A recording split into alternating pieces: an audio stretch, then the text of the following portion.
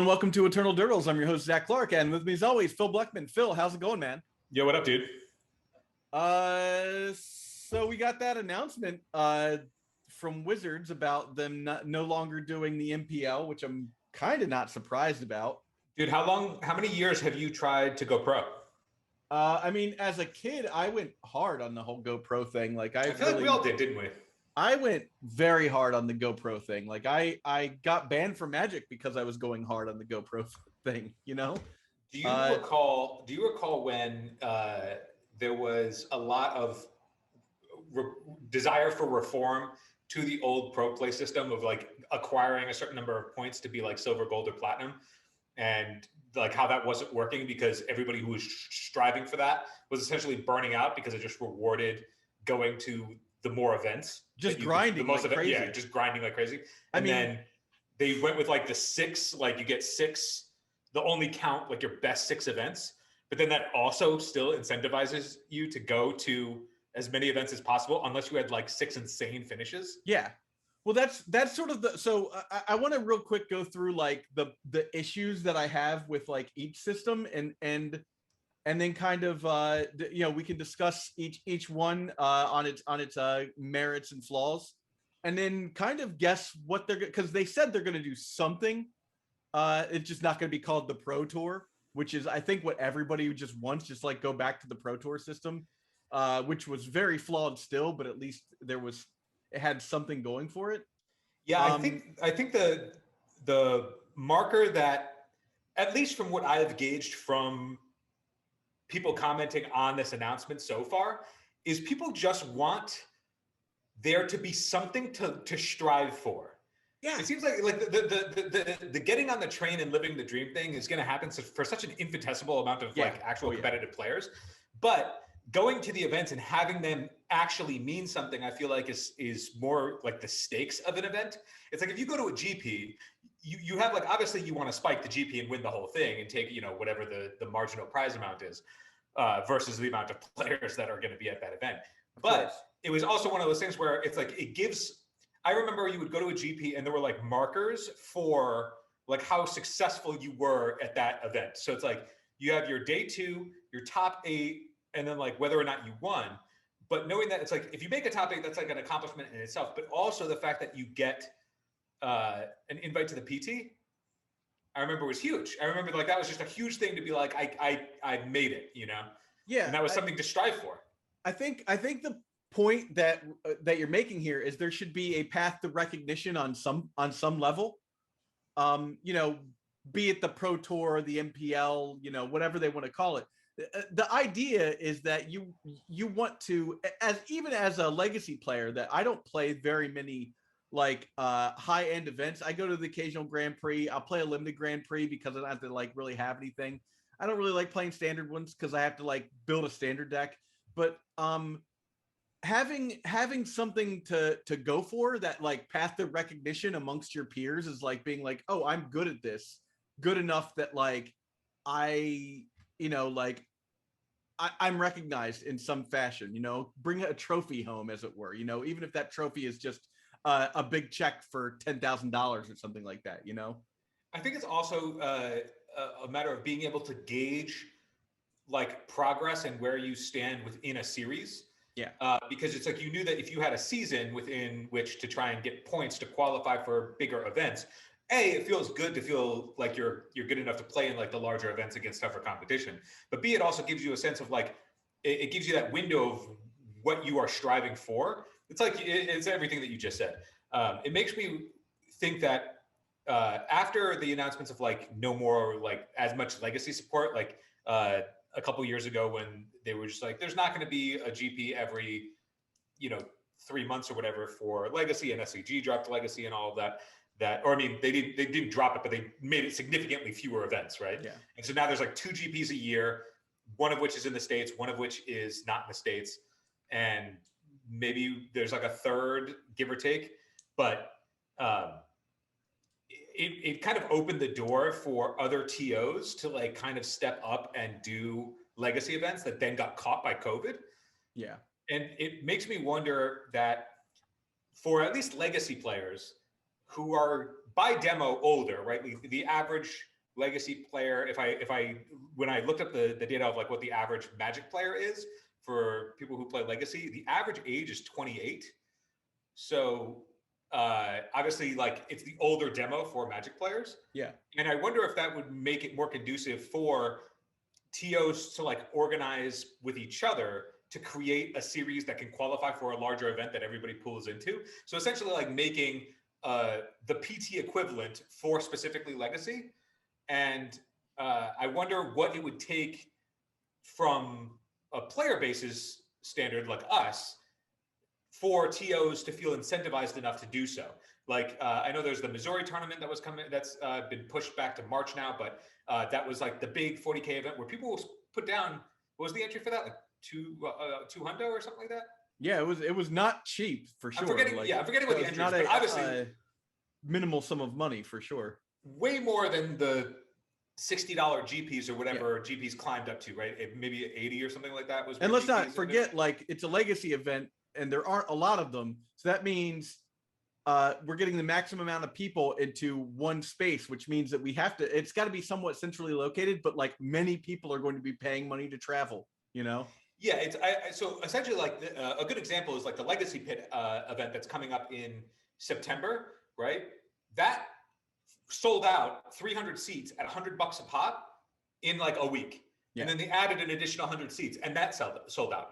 So the demand is there. And it seems like the legacy player base at least has the disposable income and are willing to put it in for events that don't really have impressive prize payouts, right? Like the prize payout for what that event entry is versus what you're taking out, I believe first place is 2,500.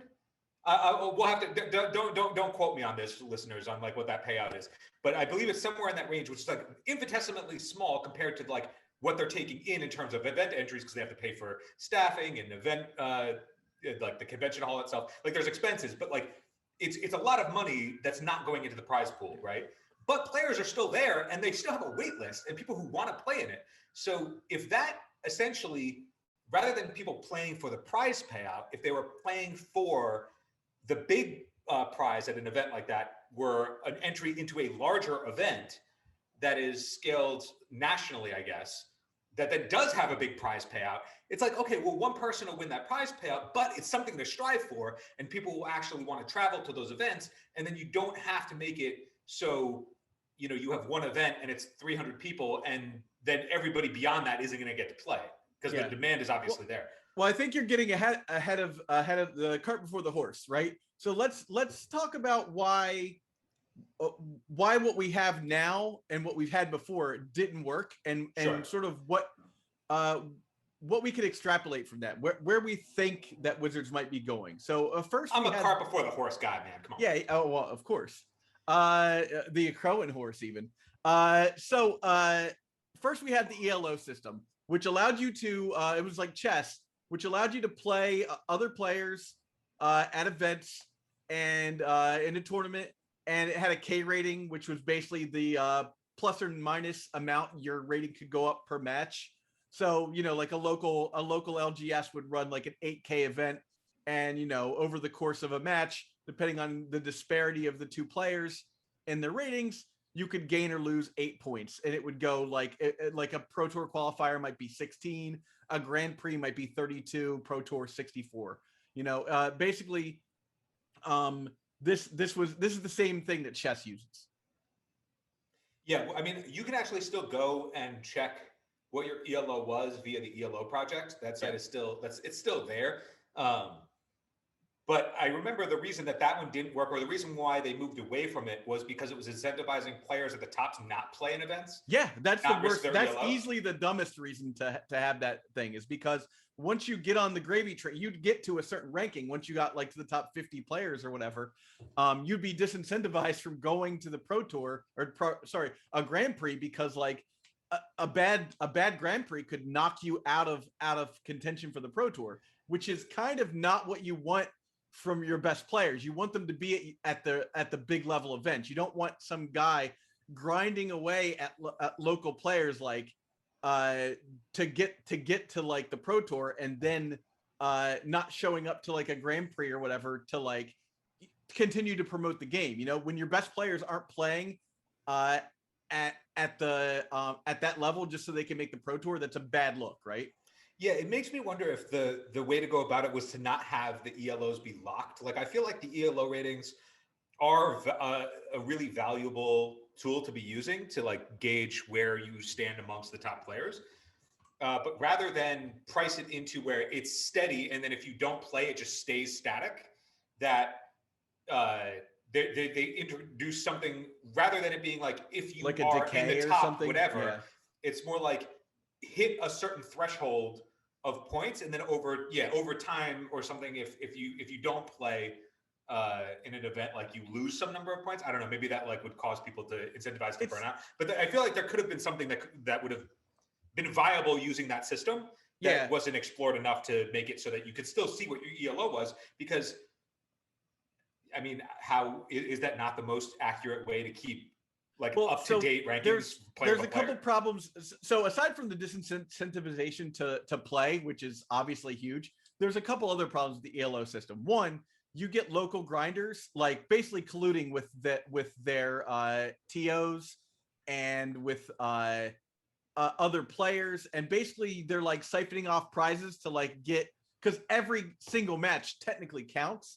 So what happens is you get people not playing the game, but like bribing each other to like concede to them so that they can like make the pro tour, make the gravy train, which is what happened in my scenario where like I was playing with a guy who had like a 80 something match win streak between like bribing people and being like, he was a decent Magic player as well, but like there was a non-zero amount of that was like him being like, hey, if you concede to me, we'll split the prize at the end of the tournament, you know, like in the finals or whatever. Would there have been a world where then you essentially ration the ELO for only specific events? Well, so they could do that, but that gets very complicated. And so I got in trouble for this, and I was basically just a guy like putting the thing in. It got way out of hand. Like that I could go on for days about that whole story. But to bring it back to like a normal person level, like this is Bob Meyer got banned for this too. So like he was a guy in a ring of people that you know, like he ended up like outing them. But at some point, Bob Meyer was doing something bad too. And so the ELO system, I think, was a casualty of just like not giving like bad incentives to get to the pro tour. You know, like what you don't want is people being hyper competitive jerks, which happened, and you don't want people cheating to get there, which happened, and like the collusion, the like not playing Magic to get there. That's like very hard for a TO, especially in the like late 90s, early 2000s. It's very hard for a TO to be like, these are my customers. You know, there's not a ton of them. I don't want to make them mad by telling them they can't do that. You know, it's a whole thing. Nowadays, we know better. Like, you're not allowed to do that, right? What is the rationale for why it works in chess? Is it just because TOs and stores don't need to incentivize? Like, yeah, because there's no money to be made in chess. Like, okay, I see. You know, like no one's buying chess singles at your store. You know, I think overall, chess is obviously much more civilized game. Also, there's not as much variance in chess, so people don't get as tilted when they lose. You know, I guess that's fair. I mean, I can tell you a story about the guy who lost. Like, here's what happened. Like, the guy who lost, or the guy who had that like 20 game win streak, lost to some guy, and he was pissed because he was like, I'm gonna lose like 16 points against this guy. That just ruins like I only make like a point for beating each person. That ruins like 3 weeks worth of going undefeated in tournaments. He's so mad, right? And he took my laptop and he changed his result. Like, and then when I finally found out, it was far too late to call him out on it, because like he had changed like several other things. He changed some of my stuff. He changed other guys on his team. But like, I trusted this guy with my computer at the end of the day is really the problem. But in the next system, the Pro Tour qualifier system, that's not an option because your rating does not matter. So is it one thing that I think the old system had an issue with, that just seemed as though it was bad, was that the incentivize of like players burning out. Yeah, well, I mean, that's all these systems. All three of these systems have that problem. The ELO system had it because if you lost, you had to like really, especially if you were doing good and you were a pro level player in a store full of scrubs, like you had to win like 8x, 16x time the amount of games to equal out somebody who was like coming up from behind, you know? So If I had an 1800 rating and the average rating is 1600 and I lost to a 1600 or 1400 person, I'd have to win like 6 or 7 games to get those points back. yeah, it makes me wonder if there were I mean, you plateau. Like the idea is you should plateau at some point. Yeah, it still feels like there should like there should be a way natural around it. like a natural like level that you gravitate towards as like a player, but we don't get enough games of Magic in like in chess. You can play online, you know, like if you're ranked, you can play online. You can play 7, 8, 9 games an hour, you know, you can play several games at a time, you know. I wonder if there was a possible system that they didn't encounter of using like a checkpoint system. So essentially, like I'm thinking of, granted, like these are obviously just theoretical solutions, right? Like they're never going to test any of this stuff out. But I'm just thinking, like, what if there was a Who Wants to Be a Millionaire style checkpoint system where once you hit a certain in a season, when you hit a certain ELO, regardless of like how many losses you take, you're not going to dip below that ELO. So it's kind of like you play until you hit a certain threshold, and then you know that no matter how much you play, you're not going to fall below that. So you've made that checkpoint, and then it's just about trying to get to as many of those incremental checkpoints as you can within a season. So you know that it's like at this checkpoint you're guaranteed X, right? So it's like I'm guaranteed an invite at least to whatever if I can make this threshold. So I'm incentivized to get to that threshold, and then everything beyond that is whatever the additional things would be. So it's like, you know, you get to $32,000 and Who Wants to Be a Millionaire, then 64, whatever it is, you know? Yeah. So I think so that we've obviously discussed what's bad about the ELO system. I think the good thing about the ELO system, good is it's not really about the ELO system. Both the Pro Tour qualifier and ELO system had the same good thing. Well, what's good about it is the specificity, right? Yeah, well, the specificity, of course, but like the good thing about this was that you had a direct line. You knew how to get to the Pro Tour. It was very obvious. Like I win a Pro Tour qualifier, I spike a Grand Prix, I do well in states, I think was a thing, or regionals. Regionals and states were a thing as well during this era. The Junior Super Series, which was a thing. Doing well in any of those things could get you an invite to the Pro Tour, and it was good because you knew how to get to the Pro Tour. So let's talk about the Pro Tour qualifier system, what we had before the current system, which is the MPL. Yeah, I just remember for the PTQ system, the part about it that always felt soft or wrong or like not conducive to having a good like a happy player base essentially is that it only rewarded first place. You won and you got the invite, or you didn't, and it was like, all right, here's some boosters. But that's always been the case. Of course, it's always going to be a spiker. It's like, you know, very spiky events, right? But the issue with that was it didn't reward consistency. You could top 8, 20 PTQs in a row, and if you got to the finals in all of them but didn't actually win one, it doesn't matter. You're still not there. Yeah. You know, and obviously that's bad because having the one person who spikes one tournament out of a season and then doesn't do well at any of the other ones versus the person that can top 8, you know, a bunch of them in one season. I guess it depends on what kind of player you want to reward. Do you want to reward the spike, or do you want to reward the consistency? And I guess there's pros and cons to both. But yeah, there's definitely pros and cons to both. I think the thing about the last system we had that I found the best was it was very clean. You played in the Pro Tour qualifier or a PPTQ, and you got to the next thing.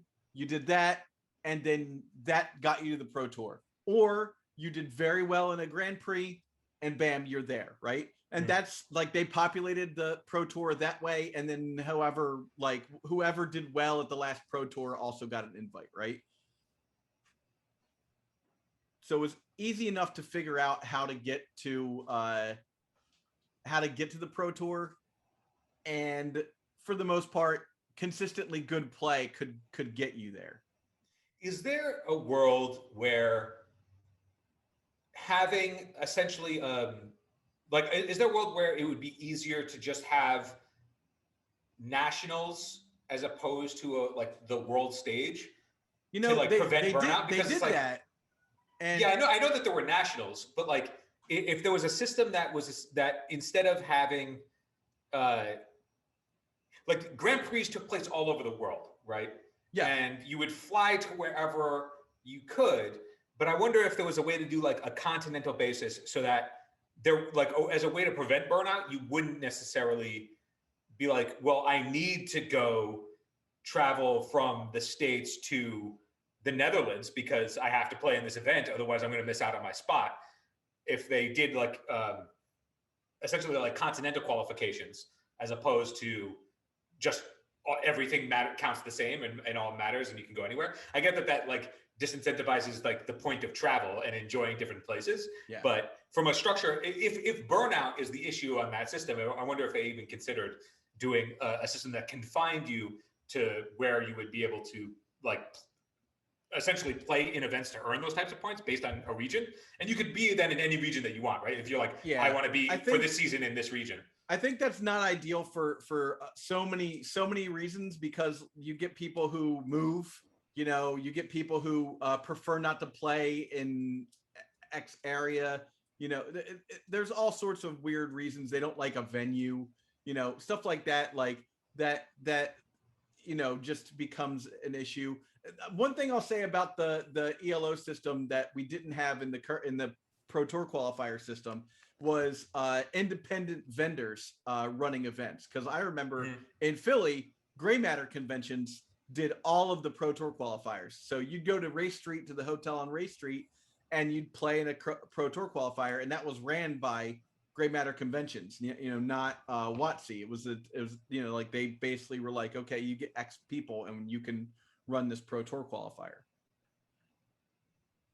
So is there essentially so everybody was upset about them essentially saying that there isn't going to be a PT anymore. Actually, I just want to note that the funniest tweet that I saw in terms of like all the backlash that came afterwards was, I wish I had saved it because it was really good. But somebody was like, wow, we can't support the NFL anymore because the overwhelming majority of people who play football do so in their backyards, and only less than 1% is going to go pro. So we can't support the NFL anymore because it doesn't make sense monetarily. So look, it was really good. I shout out to whoever did it. Here's the thing. This is me playing the smallest violin in the world for the pros that missed out on this. That bothers me in the littlest, tiniest way. Like, I think it's a bummer that you got your shot and then they pulled the rug out from under you. That stinks. But Magic is a game, and it's a game at such a small scale compared to something like basketball or football. Like, there's no Nike sponsorships, like there's no one's like coming to LSV and being like, yo, wear my t-shirt, and you're going to make like 12 grand for, every appearance you make. Just that does not happen in Magic. And I think that's the argument, out that that's not a thing. That's like the esport thing is not the same thing as like regular sports, and you're not going to get that same kind of money flow going because of that. The sooner we all agree that that's not a thing, and I think WOTC has only just now figured that out, that like there's where it might be a sport and it's competitive, it's not a great way to like subsidize costs. Like, you shouldn't be we shouldn't have to wear Monster shirts so that we can like be like, yeah, esports guys, Monster energy drink. Like, that's crazy. That's where the money is, right? I think the argument is sponsorships is where the money is. I think the argument is exactly like the reason that people get upset is for the argument that you just made, but in the context of, they're like, Magic is not these things. It's not like the other esports. It's not like any of like other professional game. But the fact that it has such a large player base and rakes in so much coin the argument is that it should be. Sure, It's but not, like you but the got to argument think is of it it. should be. You got to think of it like this, right? Is basketball, right? Let's take basketball for just a second. How does basketball, the concept like the NBA, how does the NBA make its money? It's not from selling people fucking basketballs. I Like I think the they don't of, like sell the ability to play basketball to people. They comparing it to a major league sport though is like I know, but I think this is important because that's what people compare esports to. They're like, oh, well, like I should be making that kind, like not that kind of money, but I should be able to like live off of playing this game or whatever. Like going pro is like a thing you can do in basketball. You can do that in Magic, but it shouldn't be like a thing you should drop other life opportunities for, right? Like you should like, and I think that's important because like what I'm getting at here is to WotC makes its money by basically allowing people to play Magic. You buy Magic cards, you pay for events, peripherals, that sort of stuff. That WotC makes its money not from sponsorships that they're getting from like Nike to advertise during like a Magic the Gathering match, right? Like basketball doesn't make money by selling people fucking basketballs, right? Like they're not like, oh, you could rent this court out for the thing, in comparison to how Magic makes its money, right? Thusly, there's so much less money coming to these things because advertisers are not trying to like get people to like buy 7-Up because somebody's playing Magic the Gathering, Dude, I was saying basketball doesn't make its money. All those sports make their money through TV. Exactly. Well, that's what I'm getting at is that advertising is where all of that revenue comes into, and the overflow revenue goes from the owners to the players, right? Like that's how this happens. Sure, ticket sales and souvenirs and stuff. That's a tiny amount of what is really happening there.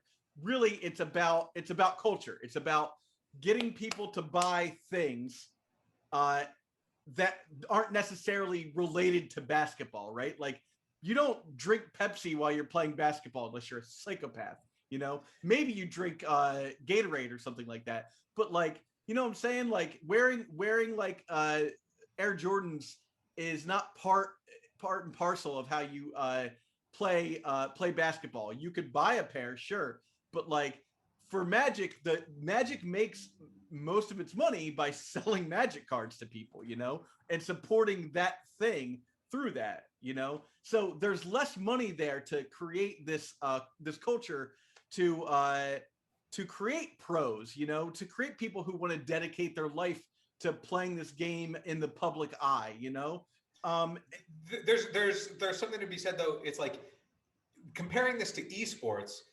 There are pro League players and pro Fortnite players and pro Hearthstone players that are making good coin, and they have ancillary revenue streams. Sure. But like they're not making the same contracts that Major League. No, I mean not even close. Like whatever players are, but like essentially, like I think the argument for wanting to be able to be a pro, being a pro, at least to me, just means that my full-time job to make a good living is playing this game. Yeah, and essentially, if there was any form of that. That would be the thing that people strive for. Now, is it going to be like an insane, like, could you make more money doing something else? Yeah, for sure. If you want to make 6 figures doing, a job that isn't playing Magic, you absolutely could. But I think that the rationale, the thing that like got people to want to play in events was the prospect that you could potentially do it. Now, the number of people who would actually be able to. That's why I started playing in those events as a kid. I was like, right. The Pro Tour, I want to be a pro. And I think that the issue isn't necessarily that there isn't a way to make a pro scene. It's that right now there just isn't one. And if there is one, it's just fucking trash. Like nobody knows. Nobody knew when the NPL was going on. Nobody knew when each major. Like, there would be people were joking where they would be like, "Wait, about the NPL because it was happening this weekend." Yeah, no idea. Like, let's talk about the NPL because I think that this is the most flawed system. And they've had 27 years to try and get it right. And they moved to something that I was like, what even is happening, right? Yeah, you want to know what is also really strange to me that they never explored at all was you could qualify back then for for the MPL. I don't know if like in recent days, because who was keeping up with the MPL really outside of the people in it and like the rivals league, but for like the old Pro Tour days where you would go and you'd play in a Pro Tour, but no Pro Tour was legacy, right? There was no Pro Tour that was vintage, but you could still play on Magic Online and qualify through legacy and vintage events to then go and play like standard or whatever the event was. And it was so weird to me that they just never had divisions, right? Like, why didn't you break up the PT and be like, this is a PT and all of the players are playing in the PT, but in their own divisions. And then you can break up the prize pool based on like whatever that division is. So in this case, it's like, if you were to like look at boxing or MMA, right? Like not every division is going to make the same amount of money, right? Like the prize purse for a prize fighter in X division, if they're a larger name, is going to make more than somebody on the undercard, right? So if there's one major headline format, like let's say it's standard, that's like the main event of the Pro Tour, but then you can have like your undercard other divisions and still pay out pro level pay to those divisions. So it's like, I want to be a legacy pro and I'm going to play in the legacy events. Now your payout may not be as much as standard because standard just naturally makes more money, right? If back then, at least before arena and whatever, but like they never explored divisions at all. It was just not even considered. And it's like, I get that there are like way fewer players that play legacy than play like modern or play standard or play, whatever the newer formats are. But the fact that a lot of the games based on its history, it's like, yeah, I mean, if not as many people are really interested in watching bantamweight versus watching light heavyweight or heavyweight, it's like they're still on the card. Those are still prize fighters. You know what I mean? I mean, you get the analogy I'm going for. But it was never even a discussion to like break formats into their own events at PTs. I think that was something that my original this is like in the year 2000, my original team was kind of going for, is we put together like 5 or 6 guys and we'd be like, okay, you're the specialist for extended. You're going to be the constructed standard guy. You're going to be the limited guy. You're good at sealed deck, right? And we would share that information with each other and try and get each other to be better based on that. But like, it was something we were kind of waiting for them to do at that point in time, was for them to just be like, okay, here it is. Like, you go to an event with your team and your team competes in that sort of capacity. But like, that was just something that never got done. And I'd actually like to see something like that. So we've established that the MPL is hot garbage. Like, no one knows what's going on with that. Only the pros and the most dedicated people understand what's happening with that. But we also have no idea how to get to the MPL. How do you become mythic? How do I become mythic? Right? You had this thing, and first off, nobody understood how to get on there because it seemed like a really complicated process, and the marketing of like when events were happening just whenever. It was like, it's happening on Thursday at 2 in the afternoon. Why? Nobody had any idea. But I think the biggest problem with it was that it was closed, right? It's like you are either in the MPL, you're in the rivals, which means that you're just looking in on the MPL trying to snipe a spot, or you're just not part of it. Yeah, exactly. Like it feels like how I feel whenever I watch an esport, which is what they were trying to do. But like, that's not good. I didn't like that. Like, I don't know. I don't know how many people play Space Quest or whatever the heck the Hearthstone version, WoW equivalent of, do you know what that's called? No idea. Yeah, whatever the like number one, League of Legends, let's say. I don't think everyone who plays League of Legends is like aiming for the Pro Tour, right? Of League of Legends or whatever that is, right? But like, it's something I think that you can achieve in the game if you participate in those events. Well, the difference about it is whether or not somebody could achieve it, it seems achievable. Yeah. That's the difference. It's not like, at no point did I think I was ever good enough to like play at a PT and do well, right? But I was like, but there is the possibility that I'm good enough to spike a Legacy Grand Prix to top 8 to go to one. Yeah. And then I'm on the Pro Tour. And then if potentially, if I practice then enough for that, I may be able to string another one and then get on the train. Yeah. Now, whether or not that was a realistic standard to think of, it seemed real. Like the possibility of doing well at a Grand Prix, like I have friends who top 8 Grand Prix. You know people who top 8 We've Grand had Prix. people on the cast who have been on the Pro Tour, you know? Casually hanging out on the cast with people who have top 8'd and won Grand Prix to then go to the Pro Tour. We've hung out with people who are on the Pro Tour. Like, it's not outlandish to be like, I could make it too. Yeah. And it's crazy to me that they went with the MPL because they were like, you know what?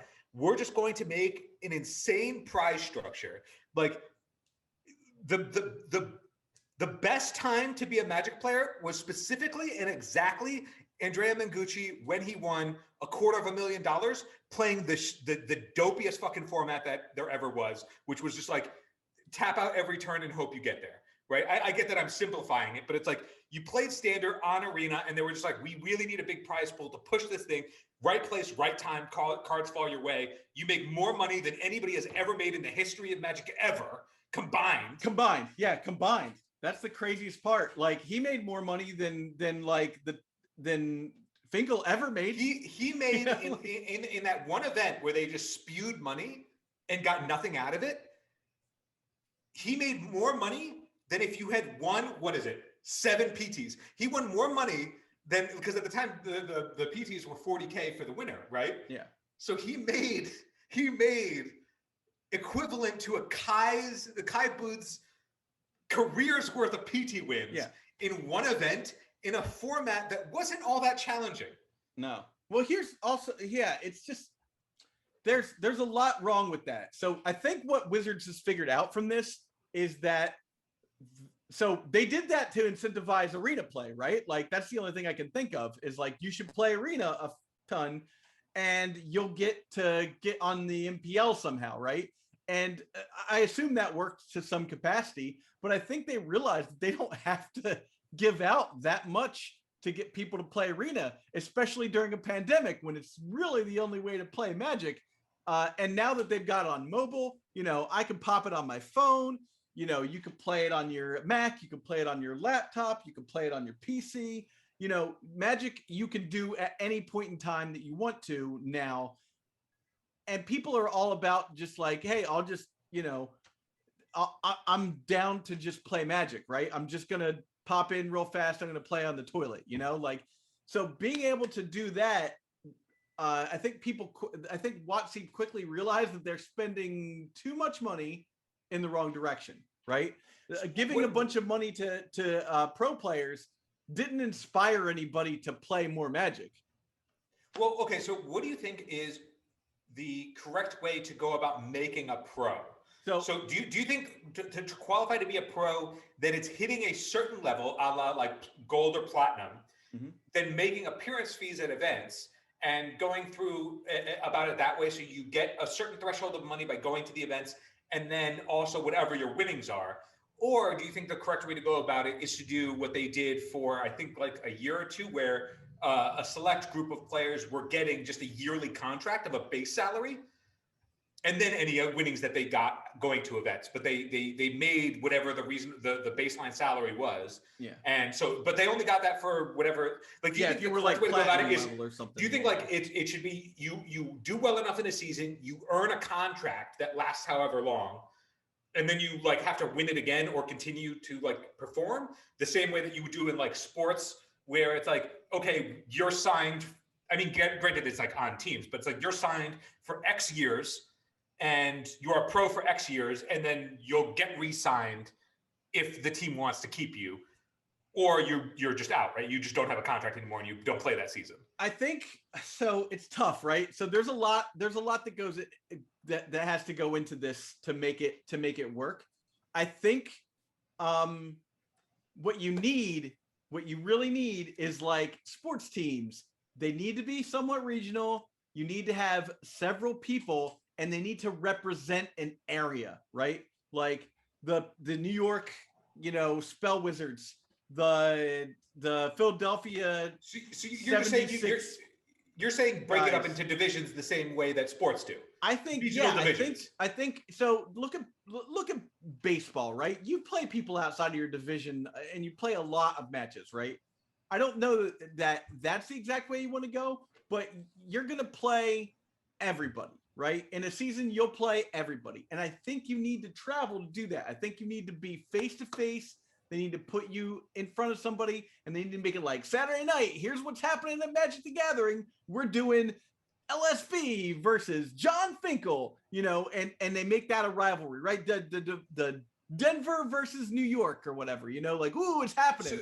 Right? So does that mean how then do you go? So essentially you're saying all of the GP system and everything that it used to be as it was, but instead of it being just global, here's your standing amongst everybody in the world, you're saying here's your standing amongst people in your designated region, and you can play anywhere you want, but the only points that are going to matter are you versus everybody else in your region. And then that correct, yeah, like an ELO, but like you can gain and lose points from people, but you're ranked within your region, right? You're only ranked within, so that would, it's like a combination. It's a simplification of the region, kind of like the divisions that I was talking about, but essentially based on region. Where I was talking about like making it continental, you're just saying break it up into region, but then still make it global. Yeah, because, okay, think about why we like to watch sports. It's because the people represent those cities. It always has some amount of, it's like, all right, well, I guess the Padres make it with a 46% win rate because they still top their division. Yeah, but like, okay, it's reasonable. I'm not a sports guy, but like as a kid, I was a hardcore Philadelphia fan. Like, I'm talking Ron Hextall, I'm talking Von Hayes, Mike Schmidt, like all that stuff. Like I loved Nate Golia. Yeah, Nate Golia. No, but like I loved sports because like you chase the stars, right? You chase the guys that but you also like it's about your town too, right? It's about where you're localized, right? And if your local area does well, then you feel good. And it is BS as that is, it's a real thing that happens. And so I think that being like, okay, well, like, having like, every week, like you get like 4 or 5 of these, like, if Wizards is smart, what I would do is like, I would have seasons, people get signed for a season, right? Based on like their ranking in their thing. And then you ship those people out for home and away games to places, right? And that could be as simple as like the studio that like is, like a rent-out studio kind of situation, or, but like they really got to turn that into a production. And there don't have to be a bunch of fans there, but there's got to be some people there with them. Like just doing the commentary stuff, cheering when something crazy happens. Like that's like if you do it like that, I think that's a great way to pro build. Now, do I think that's a good way for us to deal with like a tournament system? I don't know. I don't think that is. But I think that would create the most ability to tell a good story about who these pros are, right? Like to me, that's the biggest part of sports is like Michael Jordan, like we know about Michael Jordan. I couldn't tell you a thing about him aside from the fact that like Chicago, right? And then you've got like Wayne Gretzky, and that guy exists, right? And what's the other guy from the Pro Stars? Bo Jackson, right? All these guys are big names because they're splashed in front of you constantly.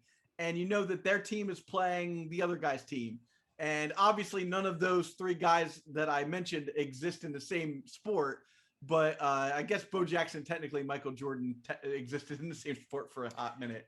So I was just saying, based on the you talking about like the teams and stuff now, I think one of the pitfalls that when they tried having teams before is you're still ranked individually, even though you're on a team. And so teams didn't mean anything, right? Yeah, that is also the problem is there's some level of, you're like, oh, this player's on Team Ultimate Guard, but like they're the only one on Team Ultimate Guard or whatever that did well in this event, so they're the only ones that are going to. It's like, well, okay, so the team functionally doesn't matter. Is that teams are going to change constantly, and it's not the same thing as like, look, when you look at like a team in sports, you've got like 40 guys, right? Like, and you know, the shifts are so small, they're so minimal over time that, like, you know, if one of your favorite players leaves, there's another guy that you at least know, and then that guy becomes your favorite player, and then like another guy pops up, you're like, oh, this guy's Allen Iverson of this team. You know, Charles Barkley might have left, but we got Allen Iverson. You know, so that to me is the rough spot there, because you can't have teams that big and then expect to be able to make people travel, to make sure people have their schedules open, that they're dedicating their life for the opportunity of playing Magic.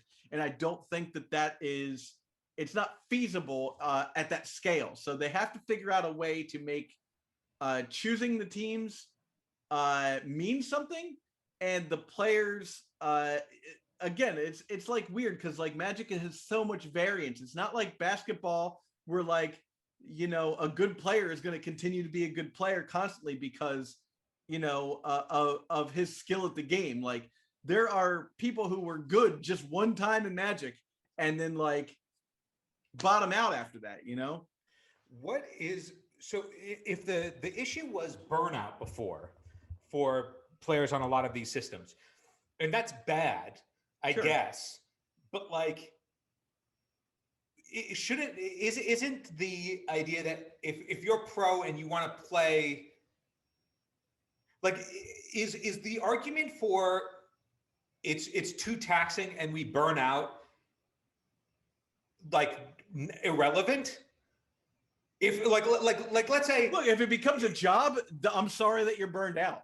You know, well, well, I'm saying, like, if you're pro, like if you're looking to be a pro, you also in this signed thing, a contract, so like, get over it. You're playing Magic this week, you know. Well, that's the part where I'm trying to now, you know, figure out here is, you know, if Ron Hextall doesn't want a goalie tonight, that's a lawsuit. You know, he doesn't want to deal with that. He's going to goalie. You know. Well, it makes me think, like, if you're burned out, that if you're thinking to yourself, okay, if I go to this event, I could lose a bunch of points, but I'm also feeling burned out and I'm not going to play my best. Isn't that just part of the game as well? Like, you strategize around not burning out, so to get to a certain, like, was there a point? I mean, I wasn't like trying to compete to get on the Pro Tour at the time, because I was like trying to just be able to pay rent, right? So I don't remember if people who were grinding, trying to make a living at it, like, were able to position themselves in such a way where they could go, okay, I'm feeling burned out, or that I could burn out at like this point in the season. So I need to not play in an event this weekend so that I can play in an event in these other events in these regions to like score enough points before the end of the season. So Brad Anderson, I want to say Brad Anderson did something similar where he like skipped a bunch of American events and was like, you know what? I think it'll just be better for me if I go to Europe and play in a couple European events, and that'll make me feel better about playing, you know, like playing Magic, and, you know, like, I won't be burnt out as much because it's just a change of scenery and I'll enjoy myself more. Like, was the only issue with that system of like bronze, silver, gold, platinum, the fact that it was incentivizing players to have to go to every single event in order to stay afloat? Like, was that the sole issue with that? I mean, I remember we played all through that time, right? Yeah, that was the bulk of what I was going to Grand Prix. Right. We were obviously around and we were playing during all of that time, but I don't remember if there was anything bad about it other than like prize payout wasn't enough at the time. But I mean, yeah, you know, I mean, Magic guys like also Finkel wasn't that like could make a good amount of money going to these things because they were ranked so high up, didn't really care to go to many of them because they have real jobs. You know, well, the other thing that I want to know is, I don't follow enough other games close enough to know what I remember for at least for a little while, there was like the Red Bull Untapped events or whatever. Mm-hmm. So it was like sponsored by Red Bull and would get like 400 people watching on Twitch or whatever. And it was like a complete flop because nobody knew what the hell it was. But is that just like way more prominent in other esports? It is. That you just have sponsorships for like events like that? I watched a lot of the Hearthstone championships. Right. And to me, the Hearthstone championships and the MPL situation sort of mirror each other, because you've got these like guys that come in, some from the last tournament, some that like just did well like online or whatever. And they happen like quarterly, but the Hearthstone events happen like are monthly. So I don't know. There's like satellite events that feed into things. I don't know how any of that worked, but there was always a big sponsorship situation. It's weird to me because like games like that,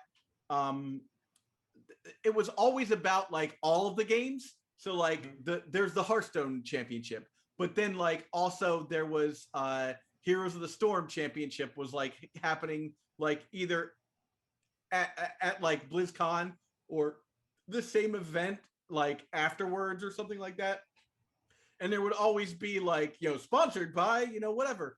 And I think that's where they made a lot of their money, is like getting people to get into the like gamer lifestyle with like Red Bull or Monster or like, Sure, I might be jumping around a little bit here, but I'm still curious as essentially if you are trying to cater as much to the player base as possible, and Magic has been around for a long time, and because the game is ever evolving and always adding new formats, like every time there's a rotation, right, there's a new standard. It's just new standard, right? It's not like standard this year is going to be different from standard last year because there's new cards in the pool, which is different from every other like game aside from like this, for the same reason, like if there's a new weapon or whatever introduced into a game that a player can use, or a new hero that a player can use.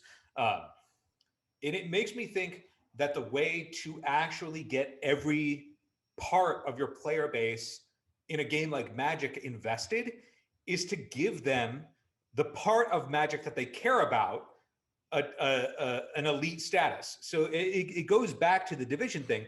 But I'm thinking to myself, if they were to put on a standard Pro Tour, I don't really give a shit, right? Because I don't play that format. I just don't know what's going to be. I'll understand what's going on because I'll get the cards, but I'm not going to have like a deep understanding of like how the players are playing the game and navigating around certain scenarios, because I don't know how a meta of decks would line up against each other, because I don't play that format. But for people who play standard, it would. So there's a reason for that I want to go back to in 1 second, but continue your point. Well, I was just saying, like, I get that not all formats are going to be equal monetarily, because there's a different, like the majority of players I think play Modern, right? Like that's the most popular constructed format I think right now. I mean, if it's not now, it was for a while.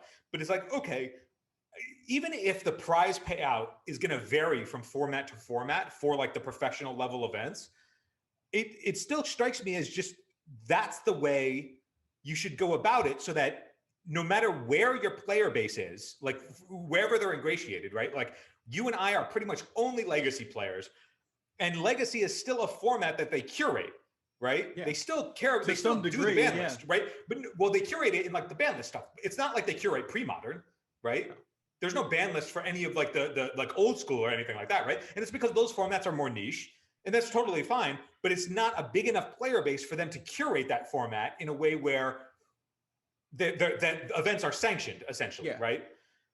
And it makes sense to me, at least as we've been talking about it, that if they wanted to get all of the players invested over their 30-year history that play all these different formats, the way to do it is to have divisions. This is a modern PT, and our pro modern players are playing that, like instead of it just being I'm a professional Magic player, you can be the professional Magic player in your division. And then if you want to, you can be a multi-division professional, right? Oh, here's the current Legacy PT champion who's moved over into Modern to see how they can fare in Modern. And then you can have multiple multi-division champions if they do well, right? And that'll incentivize players who want to play more, that can play more, that can afford to extend themselves to play more. But if you want to be a specialist, you can do that and be like, okay, there's going to be a Pro Tour every month, and it's going to be for a different format. And you're going to have access to qualify for each one based on like all of the ways that you can qualify for any like major event in any sport. And you can specialize in what you want to, and if you want to do more, you can do more. I just it seems like that would be a logical way to do it. And I don't hate that idea. You just piece together your prize payouts based on the demand for that form, like the volume of players for that format, essentially. I can tell you for a fact the 100% number one reason why you don't care about watching standard play. Like I can tell you, you don't even know why. You just it just happens and you don't know why. It's because coverage on these things is really bad, and if you don't love or know the format, it's even worse. Yeah, I mean, for coverage is a whole different like watching animal. And I get like watching people do coverage for Legacy is nightmarish to me, because it's like people who don't know the format, that they're like, this guy's a personality in Magic, that he doesn't know the format, and he's just like, I'm going to talk about the thing. And look, the amount that we talk about Legacy and what we get wrong on the cast is understandable because it's a vast game. But like when you are on you're like on TV as it were, trying to explain two decks to hopefully millions of people, at least hundreds of thousands, you should be not making those mistakes. Yeah, I mean, coverage is a whole different beast, and I mean, it would be that if you divided a professional structure into divisions based on format, that you then could have a commentary team that's devoted to a certain format to make sure. No, not just to a certain format, Phil. I'm talking about to a deck. You know, if you're going to put somebody on Death Shadow on your stream, there better be someone who plays Death Shadow that's talking about that deck. Yeah, I get you can. So you would have like guest commentary. I mean, I think it's so important. Commentary is like a whole different. Like assuming that you got to a place where there was like a professional scene that was doing it in such a way. I mean, it's why LSV and who's the other guy, and Marshall are like the gold standard for limited commentary, because they know the format so well. They talk about it constantly, and they understand the intricacies of what is actually happening at the table, instead of being like, looks like you just cast Brainstorm. You know, like that doesn't do it. Yeah, I mean, you need some. I want to keep the conversation staying on the PT scene, because like talking about coverage is like a whole different beast. I know, and it's like the solutions to coverage are entirely different from like the solutions to figuring out what professional play looks like, because you could have just a small tournament series, and if you like the SEG tour, right, which is essentially like the amateurs in terms of like where it stood in comparison to like GPs and PTs, and the coverage for the minor leagues.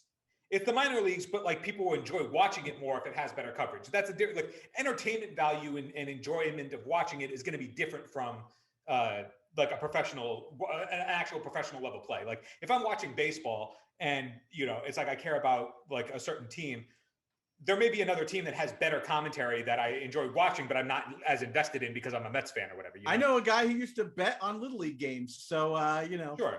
I'm saying like you're entertained. Like I know that if WOTC is going to come back and be like, we're going to have a professional scene, that the rather than just being like, okay, we need a professional scene for our game. Your game is so vast that limiting it to just being a professional scene for one format makes it not a professional scene. Yeah, it means that only a subsection of players can possibly be professionals in your mind for what's going to sell. And I think that if you highlight that, it's cool. Like I am totally down to that. Like the world champion is the person who's playing standard, right? Like, sure, that's totally fine if that's the marquee format. But you can have a world champion, but you can also have an intercontinental champion, and the intercontinental champion is still going to have some clout. You know what Magic needs is more promos. I mean, more like it's always going to need more trash talking, like cream of the crop style promos. Part of that too is not only on coverage, but it's also on players too. So like, having characters, and I mean, you need the players that like. I mean, at the end of the day, could you imagine if you put me on camera for a deck tech talking about one of my decks? I mean, for what it's worth, I mean, before we go back, I mean, there are certain things that I think that both players and commentators need in order for that to make sense for better entertainment value, I get this is a little bit of a tangent. Players and commentators or people doing coverage need to have a mutual understanding of how to present themselves in that entertainment format, which is, if you're doing a deck tech, you have to create an opinion for your viewers to take positions on. So don't ask why did you decide to play this deck at this tournament?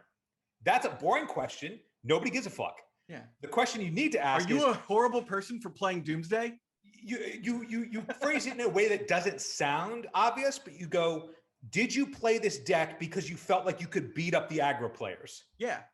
Right. And then people are going to identify as I would play aggro at this event or not, and then have an opinion immediately off the question that then you already have an emotional response regardless of what the answer is. Either you're going to agree with it vehemently or you're not going to agree with it. And it just creates a little bit more drama in your event. That's a coverage thing, but that's unrelated to the stakes of a PT format, which are going to be valued based on where your player base is. And if Magic is unique in that it has so many different divisions, formats that people care about and care about exclusively. The people who watch Modern and are dedicated Modern players, they would want to watch the Modern PT and they would care about the Modern champion. Yeah. I think that if WOTC would just allocate enough funds to make each format matter, as opposed to just being like arena and arena's it, you would essentially make the majority, like way more of the people that play Magic happy to have a pro scene, even if it's not at the level of esports as the other games that have one format, right? It's like, if you're playing Hearthstone, it's like what? It's like traditional and standard, right? Yeah, pretty much. There's like vintage and standard, basically. You have two formats, because that game is so much smaller. Magic has like 50 formats. Yeah. Well, that they sanction, that they control ban lists for. I think we're going a little long in the tooth on this cast, and I didn't actually expect to talk about this the entire time. But I think the thesis here that we're coming to is that they're gonna replace what they're getting rid of with something, and what we'd like to see is something that's more a little more grassroots to begin with and has a more clear path to the Pro Tour or to the championships. I think that you need the clear path to the Pro Tour, but as we've talked about it, I also realized that if the Pro Tour isn't I would love to have the stakes at an event, to aspire to get to the Pro Tour, like living the dream of like making it on the train again is exciting, right? It adds stakes to the format that make it feel, or to an event that make it feel important and make it feel worthwhile to dedicate time and testing to, and like the time to go and play in it, aside from like enjoyment, right? But it's way less interesting to me if I can't do it in the format that I feel like I'm more of a specialist in, right? The same way that it's like if you win a GP, if you win a legacy GP and then go to the PT to play fucking, draft and standard, it's like, all right, well, it's cool to make it to the PT, but at the same time, you're kind of removed from it. Yeah. Right. You're like, I guess I have to wade into like this unfamiliar territory of the game that I otherwise would never venture into just because that happens to be what the Pro Tour cares about. Yeah. But if there were just different Pro Tours that you could strive for, as opposed to just like having one, like there needs to be one event. What you're talking about is how every single non-pro player feels whenever they did block. Yeah, totally.